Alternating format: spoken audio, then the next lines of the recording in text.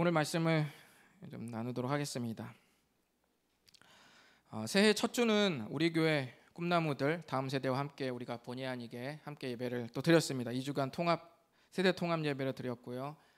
저는 초등학교 6학년과 중학교 1학년 수준에 맞춰서 조금 까불기도 했습니다. 오늘부터는 다시 청장년 어른들과 함께 올해 표어인 새로운 도전에 관한 말씀을 나눌 텐데 조금 더 무겁게 우리 이제 어른들이 모였으니까 좀 더 무겁게 오늘 말씀을 나누도록 하겠습니다. 저번 주에 저는 도전하는 사람들의 세 가지 출발점에 대해서 말씀을 전했습니다. 기억하실런지 모르겠는데요. 보니까 또 추가로 들으신 분도 있는 것 같아요. 설교는 조회수를 보니까 한 40회 정도 되는 것 같고 우리 어머니들 댄스는 한 300회가 육박하고 있다라는 엄청난 인기를 지금 받고 있습니다. 저번 주에 제가 나눈 새로운 도전에 관한 말씀은 도전하는 사람들 세 가지 출발점이었는데 첫 번째는 뭐였죠? 무서워서 결정하고 하게 되는 경우였죠. 두 번째는 나에게 이득이 될 것이라는 사심 때문에 움직이게 되는 그런 경우였습니다. 이 두 가지는 부정적인 것이었습니다. 마지막 세 번째는 하나님과 사람을 사랑하는 마음이 행동과 결정을 하게 되는 경우라고 말씀드렸습니다. 이것이 바람직한 것이라고 말씀드렸죠. 오늘은 바로 이 사랑이 동기가 되어 도전하는 삶에 대해서 좀 실질적인 이야기를 나누려고 합니다. 사회도 그렇지만 교회를 다니는 사람들도 정말 다양합니다. 이번에 31일 날 남자들이 요리를 해서 식사를 하지 않았습니까? 그렇죠? 맨든데이와 우리 송년 디너 파티를 함께 해서 정말 축복스러운 시간을 보냈습니다. 그날 보니까 정우 형제님이 탕수육 소스를 막 이렇게 정성껏 이렇게 막 끓이면서 저에게 좀 다 됐는지 맛을 보라고 이렇게 보여주더라고요. 제가 먹었을 때는 저는 좀 싱겁다고 했는데 현중 형제는 간이 아주 딱 맞다고, 아주 딱 맞다 이렇게 말을 했습니다. 서로 친밀해도 입맛도 다른 거예요. 입맛이 다 다릅니다. 그러고 보면 우리들은 입맛뿐만 아니라 서로 관심사도 다르고 성향도 다르고 일하는 방식도 다 다릅니다. 저는 이것을 다양성이라고 이렇게 부르겠습니다. 자, 이렇게 우리가 좀 다양하다 보니까 좋은 것도 있지만 서로 다투는 경우도 있습니다. 갈등도 많이 일어납니다. 제가 경험해 보니까요, 교회가 아무것도 안 하면 아무 갈등도 일어나지 않습니다. 그런데 선한 목적을 가지고 우리가 무엇인가 일을 벌리잖아요. 그러면 그 일 때문에 싸워요. 감정이 상하고 좋은 취지로 시작했던 일은 이내 마음을 이렇게 닫게 만듭니다. 그리고 일하다가 상처가 된 성도는 속으로 다짐하죠. 다시는 교회 일하지 말아야겠다. 조용히 쥐 죽은 듯이 다녀야지. 괜히 나섰다가 괜히 기분만 상하고 다시는 일하지 말고 조용히 쥐 죽은 듯이 주는 거나 받아 먹고 그렇게 신앙생활 해야겠다. 이렇게 작정하면서 또 이렇게 조지하는 작정이죠. 가만 보면 선한 목적을 위해 새롭게 일을 도전할 때 오히려 좋은 것보다 이런 일들이 많이 일어나는 경우가 많습니다. 그렇게 본다면 우리가 서로 다르다는 사실이 오히려 선한 도전을 가로막는 장애물이 되기도 합니다. 그런데 성경은 그렇게 말하고 있지 않아요. 오히려 우리가 서로 다양하기 때문에 분쟁을 막고 서로의 고통과 영광을 공유하는 관계라고 말씀하셨습니다.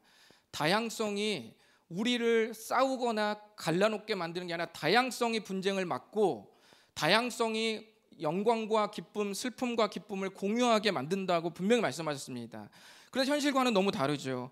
우리는 달라서 지금 싸우고 있는데 성경은 달라서 싸움을 막을 수 있다는 것이 너무 이상합니다. 어떻게 하면 우리가 서로 다르다는 사실이 도전의 장애물이 되지 않고 도전을 성취하는 이유가 될 수 있을까요? 성경을 연구하다 보니 이런 문제는 비단 오늘날 우리 현대시대뿐 아니라 성경이 기록되던 2000년 전에도 있었다는 사실을 발견했습니다. 물론 2000년 전에 있었던 어떤 그 사안의 종류가 달라요. 우리랑은 다릅니다. 시대가 다르기 때문에 달라요. 하지만 내면의 이 영적인 문제는 오늘날과 그때와 같은 것이었습니다. 오늘 저는 고린도 교회에 존재했던 갈등을 나누면서 새로운 도전 시리즈의 말씀을 좀 나누도록 하겠습니다. 먼저 다음에 사진을 한번 좀 보시죠.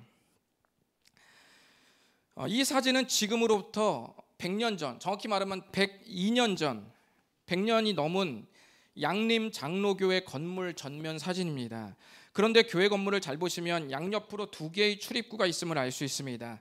오른쪽은 여성이 들어가는 문이었고 왼쪽은 남성이 들어가는 문이었습니다. 이 교회는 남녀가 들어가는 문을 철저하게 구분했을 뿐만 아니라 예배당 안에도 막을 쳐서, 커튼을 쳐서 예배드리는 순간에도 남자와 여자가 서로 볼 수 없는 상태로 예배를 드렸습니다.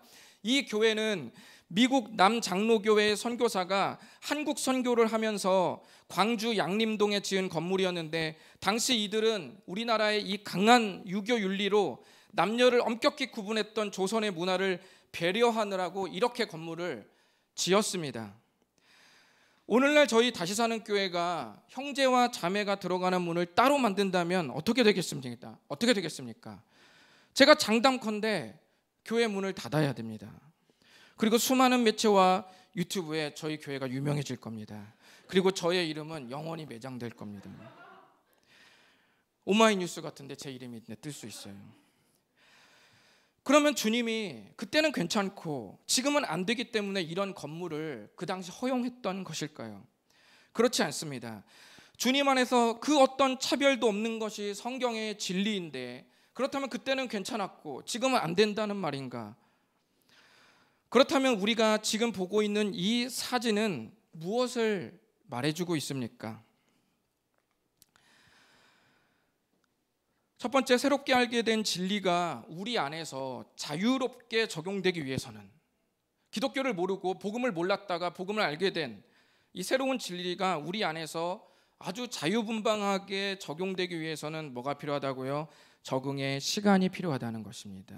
100년이 지난 이 시대는 모든 게 해결이 되었죠. 하지만 그때는 시간이 필요했다. 또는 신앙생활을 하기 위해서는 이전에 익숙했던 부정적 관행을 벗기 위한 시간이 필요하다. 남녀의 남존 여비 사상이 존재하고 남자가 좀 더 우월하고 여자가 뭔가 당해야 한다라는 이런 인권이 불균형적으로 만연하고 당연시되었던 그 100년 전, 그때의 그 관행들을 복음으로 벗어나기 위해서는 그만한 시간이 필요하다는 것이죠. 100년이 지난 지금은 거의 다 되고 있죠.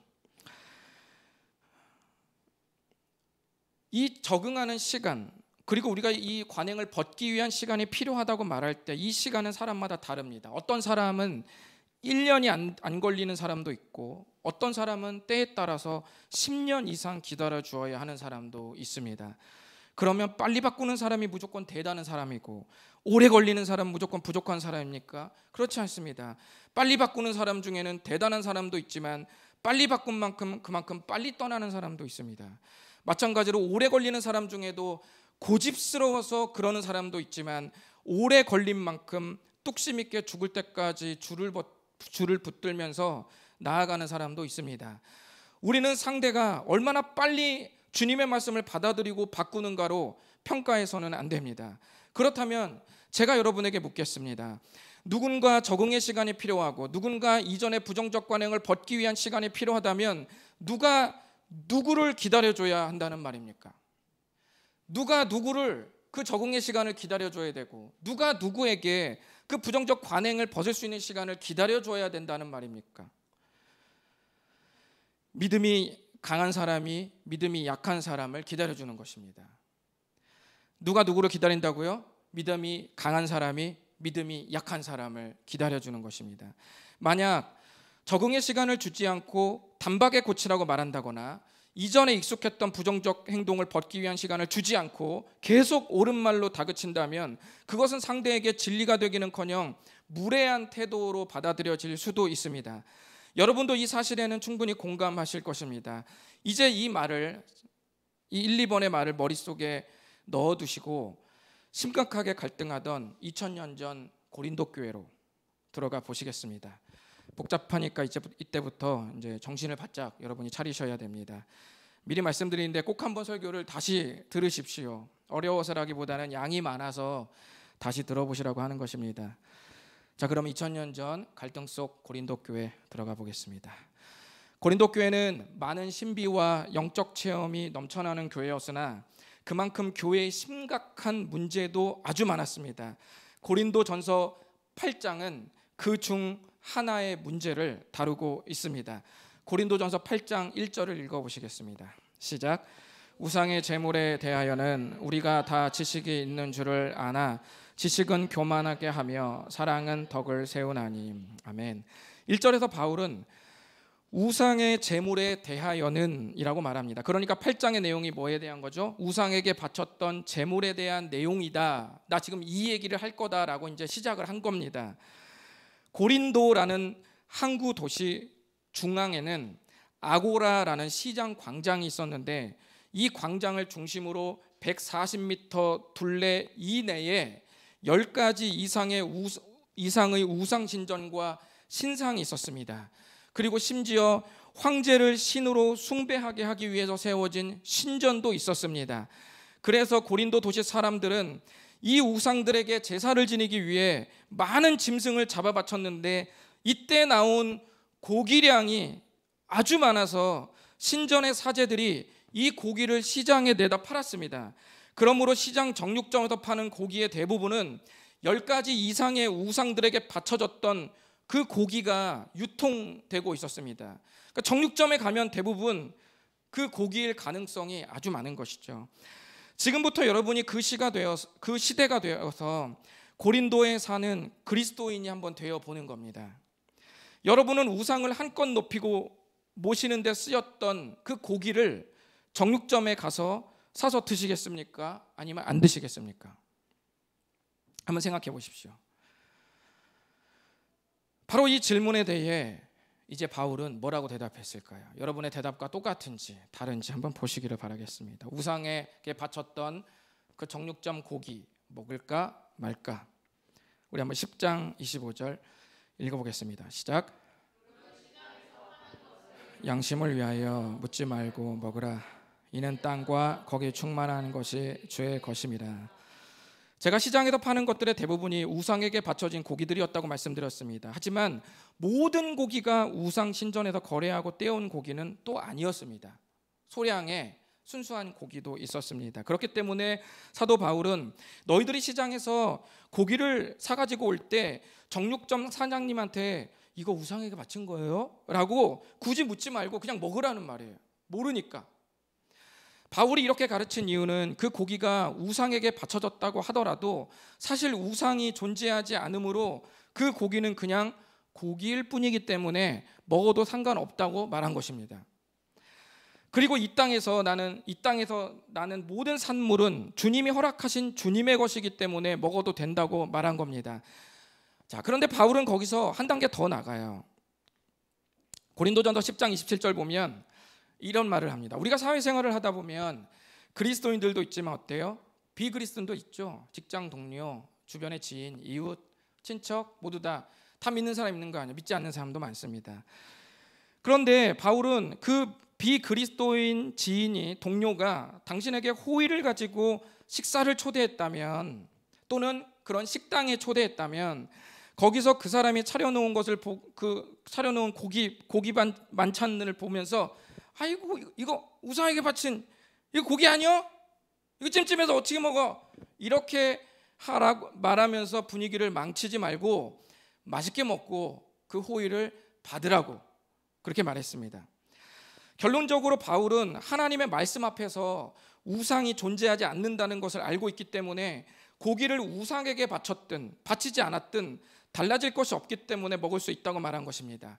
자, 여기까지만 들으면 우상에게 바친 고기 먹어도 됩니다. 그런데 문제는 이 다음부터입니다. 고린도전서 10장 28절을 다 함께 읽어보겠습니다. 시작. 이것이 제물이라 말하거든 알게 한 자와 그 양심을 위하여 먹지 말라. 아멘. 아이고 지금까지 먹으라고 해놓고 이건 또 무슨 말일까요? MBTI에서 S는 상당히 힘들어하는 거예요. 먹으라는 건가 말라는 건가? 좀 딱 부러지게 말해주면 안 됩니까? 근데 바울은 갑자기 먹으라고 막 열심히 말해놓고 10장 28절에는 누군가 너희의 이 귀 속에다가 이거요 사실 우상에게 바쳤던 고기거든요 이렇게 누군가 말한다면 그 사람, 말해준, 귀뜸해준 그 사람과 그 사람의 신앙 양심을 위해서 먹지 말라는 거예요. 조금 헷갈리기 시작합니다. 먹으라는 건지 아니면 말라는 것인지. 자, 그럼 어떤 사람에게 그의 귀에다 대고 우상에게 바쳤던 고기라고 이렇게 말한 속삭인 그 사람은 과연 어떤 부류의 사람일까요? 그것을 여러분이 좀 알 필요가 있습니다. 귀뜸해준 사람 어떤 사람일까요? 초대교회를 구성하는 성도들의 구성 비율을 제가 좀 말씀드리겠습니다. 종류, 부류를 제가 말씀드리겠습니다. 초대교회는 저희 다시 사는 교회처럼 아주 다양한 배경을 가진 분들이 아주 많았습니다.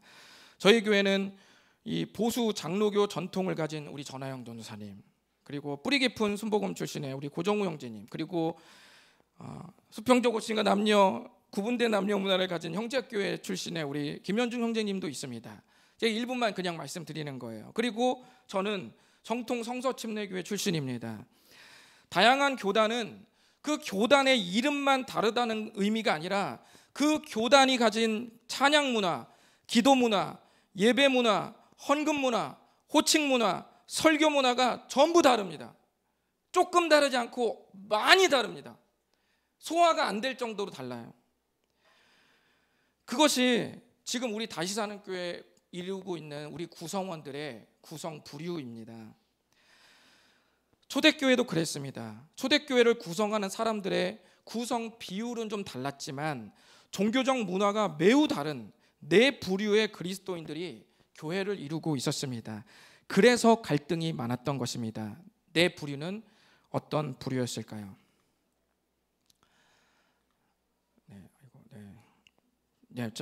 네 부류는 제가 세 개만 했네요. 그렇죠?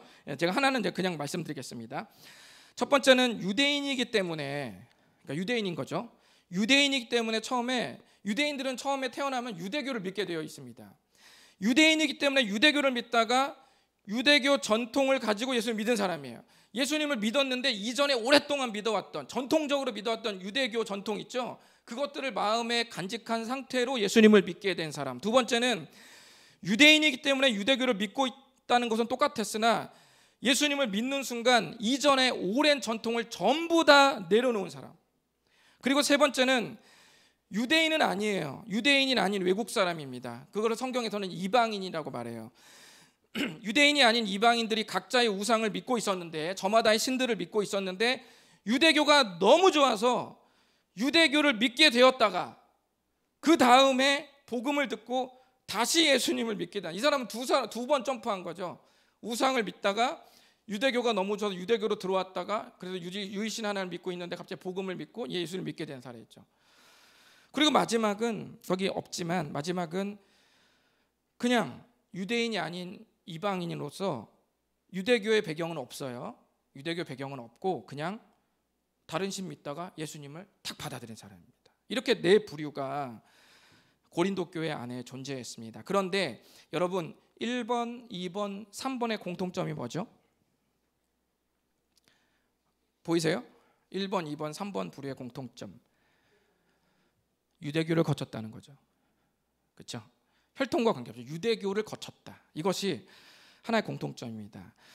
자, 여러분 유대교는 그렇게 어렵지 않아요. 뭐냐면 유대교와 우리의 지금 우리가 믿고 있는 것의 공통점 뭐냐면 구약 성경을 믿는다는 건 똑같습니다. 그러면 결정 뭘까요? 유대교는 예수님을 믿지 않습니다.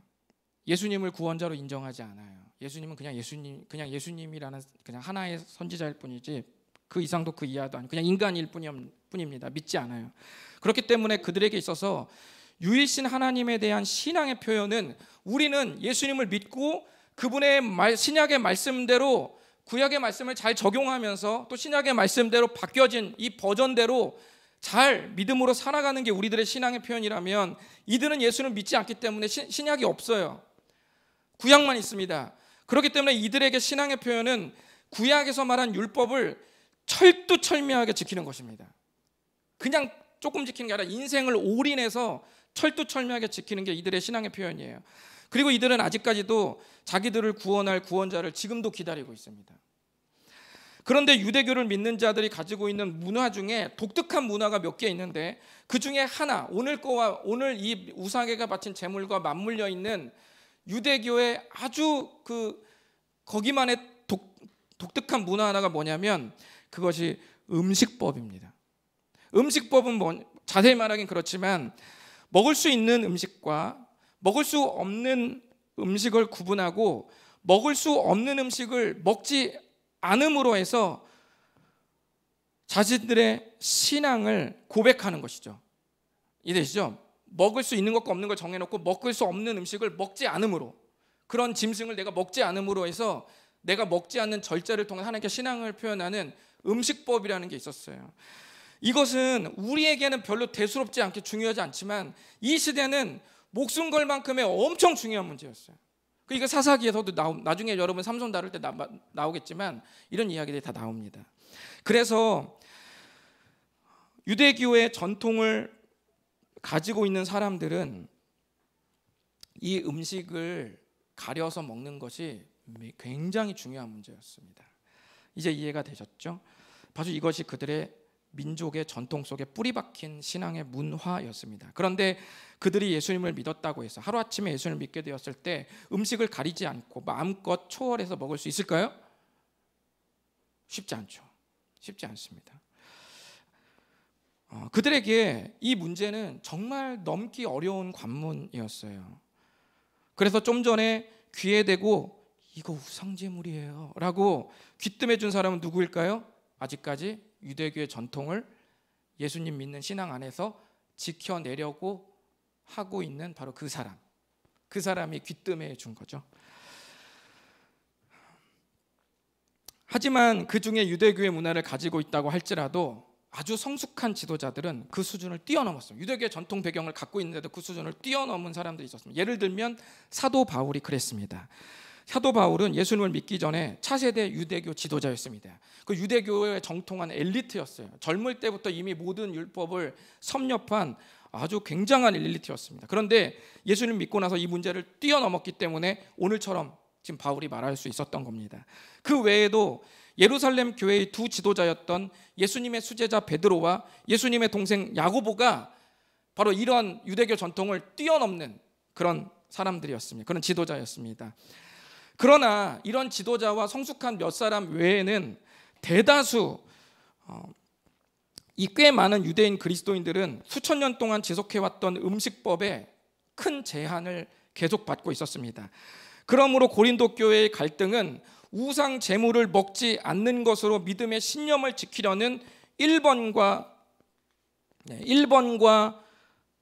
3번 그리고 우상 제물로부터 자유로운, 제가 아까 써드리지 않았지만 유대교 전통 배경 없이 그냥 우상 믿다가 바로 예수님 믿는 사람 있죠. 그런 사람은 유대교 전통과 관계가 없고 그러니까 아무 음식이나 편하게 먹는 거예요. 그리고 배경이 없으니까. 바로 이들과 이 두 부류 간에 심각한 싸움이, 갈등이 되는 것이었습니다. 바울은 바로 우상 제물을 먹는 것에 아직 거리끼는 사람들이 음식의 문제로부터 자유할 때까지 바울은 기다려주는 것이었어요.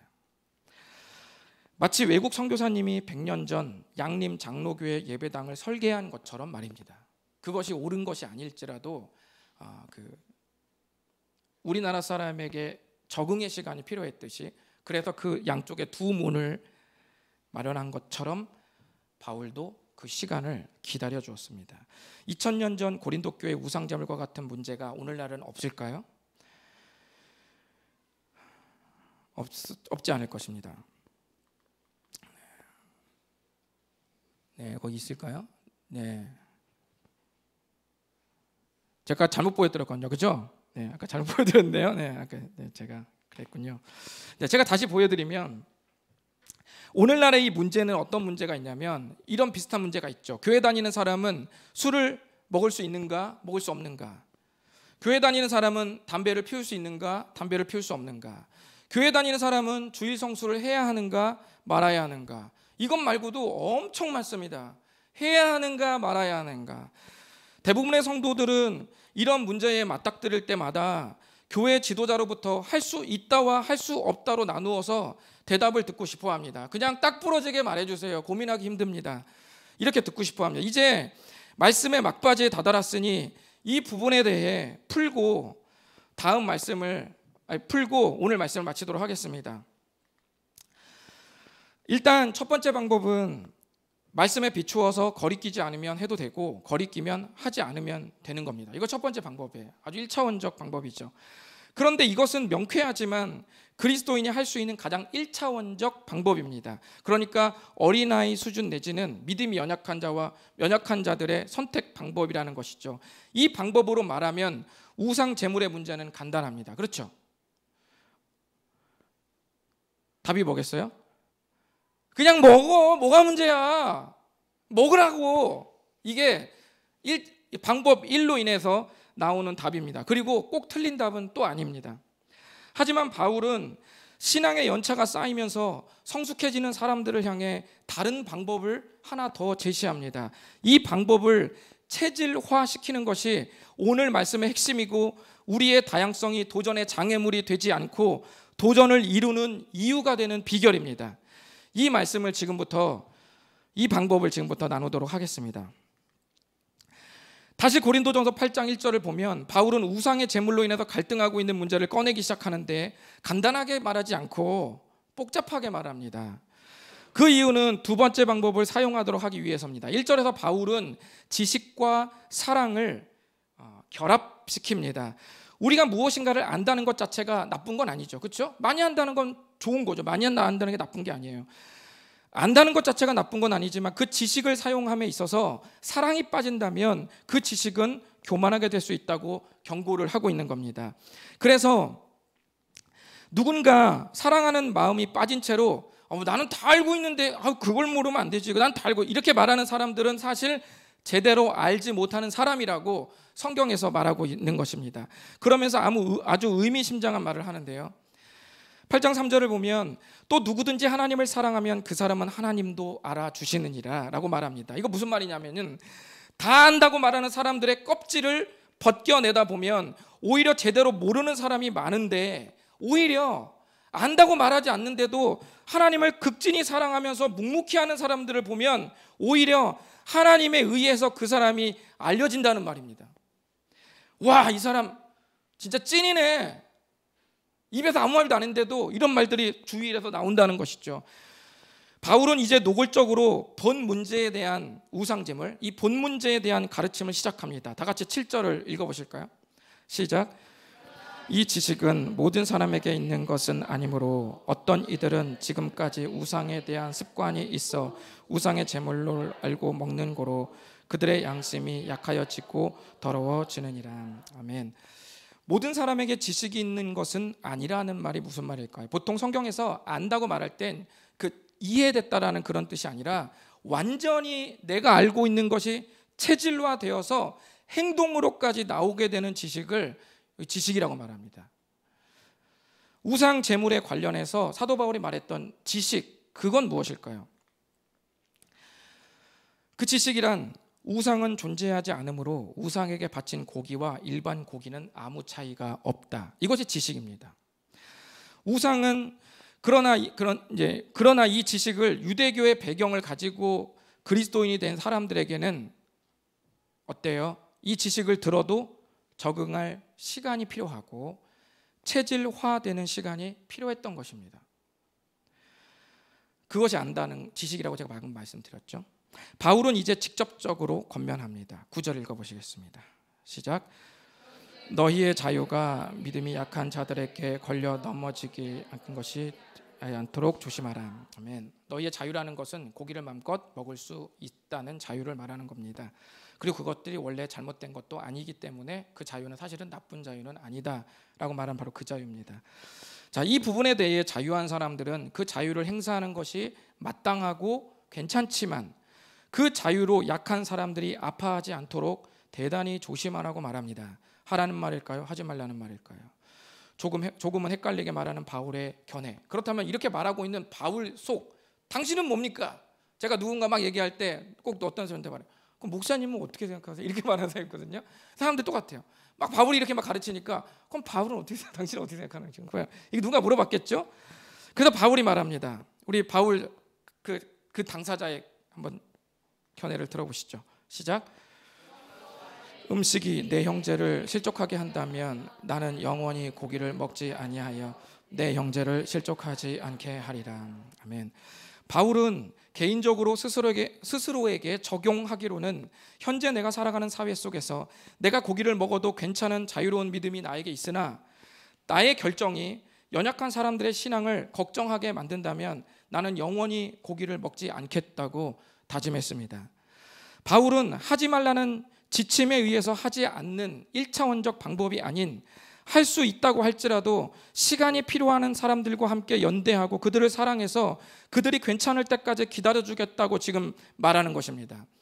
이런 결정들에 관해서 혹시 더 궁금하신 분들은 2020년 7월 5일에 제가 따뜻한 결정이라는 설교를 했었는데, 그 결정이 그 예루살렘 총회라는 처음 이 문제가 화두가 되었을 때 회의를 했던 그 내용을 가지고 설교했던 것이 있거든요. 그것을 좀 더 들으시면은 이 문제의 배경을 좀 더 자세하게 알 수 있으실 것입니다.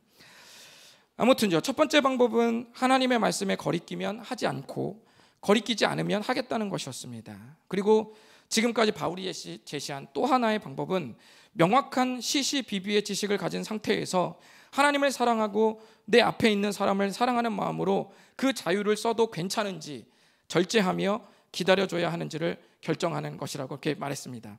첫 번째 방법은 옳고 그름을 구분하는 방법, 하라 하지 말라. 옳고 그름을 구분하는 방법이라면, 두 번째 바울이 사용한 방법은 옳고 그름을 넘어서서 사람을 살리고 세우는 방법입니다. 부부간 행복한 추억에 대해서 다른 사람과 나눌 수 있나요? 나눌 수 있죠. 부모님과 여행 간 이야기 나눌 수 있나요? 할 수 있죠. 자가주택을 가진 사람이 집값이 올랐다는 말을 다른 사람에게 할 수 있나요? 할 수 있죠. 연봉이 오른 이야기를 서로 나눌 수 있나요? 나눌 수 있죠. 그런데 그런데 상대가 나누고 있는 상대가 다음과 같다면 어떨까요? 사고로 어머니를 잃은 분 앞에서 어머니와 행복하게 지내는 이야기를 장시간 하는 것이 괜찮은가요? 이혼의 상처가 아직 가시지 않은 사람 앞에서 부부간의 애정을 과시해도 괜찮은가요? 고아원 출신의 친구에게 부모님과 캠핑을 갔던 행복한 추억을 마구 쏟아내도 괜찮은 겁니까? 근근히 월세를 살고 있는 성도 앞에서 가지고 있는 부동산 땅값이 한없이 올랐다는 이야기를 꺼내도 괜찮습니까? 2년간 힘겹게 취업을 준비하고 있는 취준생에게 자기의 진급과 연봉 인상을 신나서 이야기하는 것이 괜찮은가요? 이렇게 묻는다면 우리의 대답은 조금 망설여지실 것입니다. 법에 저촉돼서 망설여지나요? 성경에서 그런 주제를 입 밖으로 꺼내면 안 된다고 기록되어 있기 때문에 여러분 망설여지시는 겁니까? 그렇지 않습니다. 만약 우리가 마땅히 나눌 수 있는 이야기, 마땅히 나눌 수 있는 교제를 절제한다면, 그리고 마땅히 할 수 있는 행동을 절제한다면, 하지 않는다면 그 이유는 상대에 대한 배려밖에 없습니다. 마땅히 말할 수 있고 마땅히 행동할 수 있는 자유를 스스로 제한시키려는 마음이 사랑에서 출발할 수 있기를 주님은 오늘 이 시간 우리에게 바라고 계십니다. 그래서 바울은 고린도 교회 성도들에게 이 음식 문제를 꺼내면서 다음과 같이 말했습니다. 한번 읽어보실까요? 시작. 가하나 모든 것이 유익한 것은 아니요 모든 것이 가하나 모든 것이 덕을 세우는 것은 아니니. 아멘. 우리가 알고 있는 지식 안에서 모든 것을 할 수 있는 자유가 우리에게 있으나 그 자유를 행사하고 난 후의 결과가 유익하지 않을 수 있고 덕을 세우지 못할 수 있다고 바울은 분명하게 말합니다. 우리에게는 할 수 있는 자유가 있지만 사실은 이걸 쓰지 않는, 제가 지금부터 말하려는 자유를 쓰지 않는 사람도 많은데 하지 않을 수 있는 자유가 숨겨져 있다는 것을 기억하셔야 됩니다. 많은 사람들은 내가 뭔가 해야 된다라는 자유만 쓰려 하는 마음이 있는데, 여러분 우리에게는 자유는 동전의 양면과 같은 거예요. 뭔가 할 수 있는 자유가 있으면 하지 않을 수 있는 자유도 우리에게 같이 내면에 숨겨져 있습니다. 저는 연약한 사람을 위해서 그 자유도 써주실 것을 부탁드립니다. 말씀을 맺으면서 로마 교회에 대해서 제가 간단히 좀 말하려고 합니다. 왜냐하면 로마 교회가 고린도 교회와 똑같은 문제를 맞이했거든요. 로마는 주후 49년에 유대인들을 추방한 적이 있었습니다. 로마 도시에서 유대인들을 싹 다 딴 데로 보내버렸습니다. 로마 교회 왜 그러냐면 로마 교회 안에는 왠지는 제가 말씀 안 드리겠습니다. 유대인 간에 다툼이 많아서 도시가 시끄러워서 이제 싹 보냈거든요. 근데 어쨌든 여러분 로마의 도시에 유대인들을 싹 추방하면 로마 교회 안에는 어때요? 누가 있을까요? 이전에 말씀드린 것처럼 다양한 부류의 그리스도인들이 있었다가 유대인들을 싹 추방했으니 로마 교회 안에 누구만 남겠습니까? 이방인 그리스도인만 남겠죠. 그들은 대부분 어때요? 우상 제물을 먹는 것에 훨씬 더 관대했죠. 왜냐하면 유대교 배경이 없었잖아요. 그러니까 편안히 먹을 수 있었어요. 비교적. 그러니까 굳이 그런 것들에 대해서 유대교 배경이 없거나 깊지 않았기 때문에 양심에 거리끼지 않고 먹었던 사람들이에요. 그런데 유대인들을 추방했던 황제가 추방령을 내린 후에 5년 후에 죽습니다. 그리고 새로운 황제가 즉위하게 되면서 이전에 내렸던 그 추방령이 효력을 상실하게 돼요. 그러니까 어때요? 다시 로마의 유대인들이 어떻게 들어오겠죠. 그리고 로마 교회 안에도 유대인 그리스도인들이 또 이제 들어오게 된 겁니다. 비율을 차지하게 되어 있는 거예요. 어떤 면에서 더 큰 로마 교회 공동체가 되어서 선한 목적을 위해 많은 일을 할 수 있는 기회도 주어졌지만 안타깝게도 큰 문제에 부딪히게 됐습니다. 뭘까요? 바로 또 이 음식 문제인 거예요. 우상 제물을 먹는 것을 가지고 또 분쟁하기 시작한 겁니다. 바울은 이 문제를 중재했던 고린도 도시에서 로마 교회를 향해 또 편지를 씁니다. 로마 교회를 중재하고 난 후에 2년 후에 로마 교회에 이런 문제가 있거든요. 이런 문제를 두고 편지를 쓰거든요. 그러니까 2년간의 텀이 있는 거예요. 바울은 또다시 불거진 이제는 고린도가 아니라 로마에 있는 로마 교회의 우상 제물에 대한 문제를 14장에서 또 한 번 또 다루고 있습니다. 바울은 이렇게 말합니다. 편하게 먹는 성도들이 먹지 못하는 성도를 보고 성경에도 없는 말을 굳이 저렇게 메워서 사나? 그걸 모르나? 먹어도 되는데, 해도 되는데 그걸 저렇게 메이나? 라고 하면서 업신여기지 말고 반대로 절제하는 성도가 맘대로 먹는 사람들을 보면서 아이고 저 배려도 없는 것들 저거 연약한 사람도 있는데 집만 입이라고 그냥 마음껏 다 된다고 그래도 다 막 먹고 이렇게 비판하지 말라는 거예요.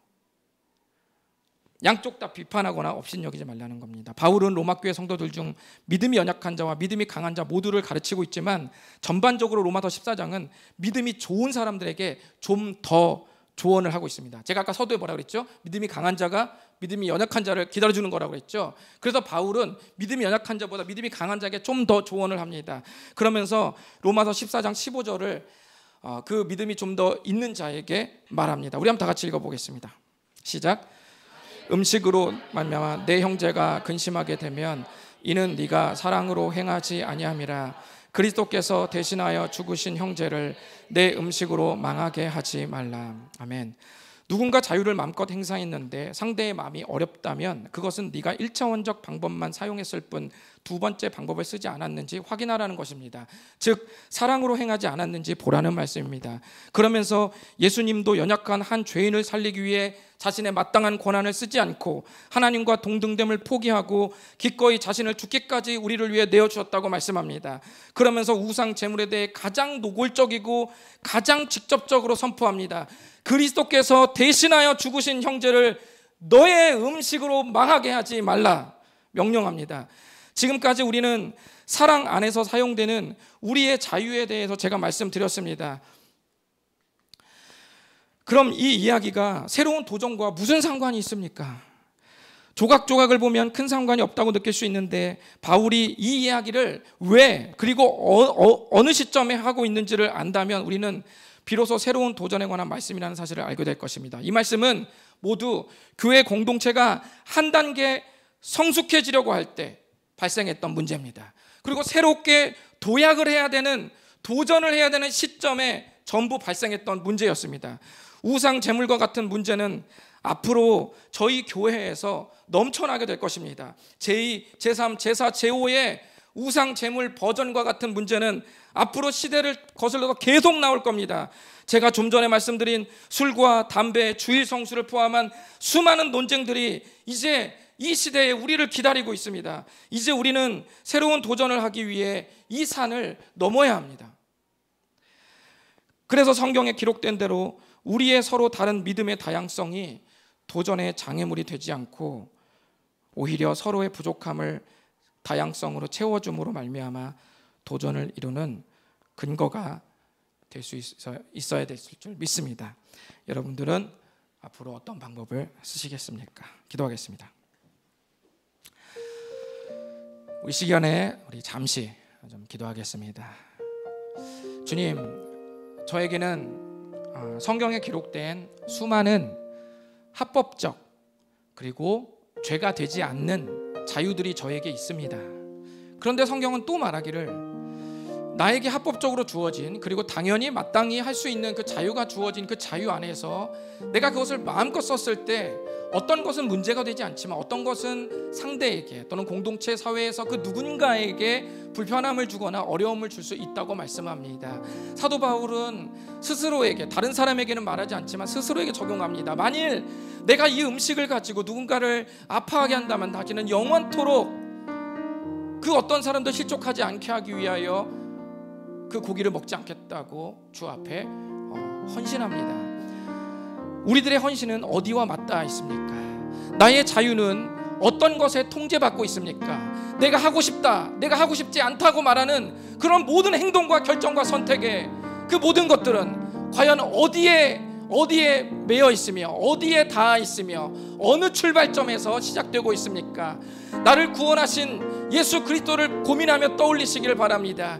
그분이 우리를 위해서 자신의 마땅한 고난, 12영도 더 되는 모든 천군 천사를 보내서 자신을 괴롭히고 고통당하게 만들었던 모든 죄인들을 쓸어버릴 수도 있는 그런 자유와 권한을 기꺼이 행사하지 않고 가장 불쌍한 그리고 가장 소외된 한 사람을 위해서도 자신의 몸을 내어주는, 기꺼이 자기를 포기했던 그 모습을 사도 바울을 통해 보여주고 계십니다.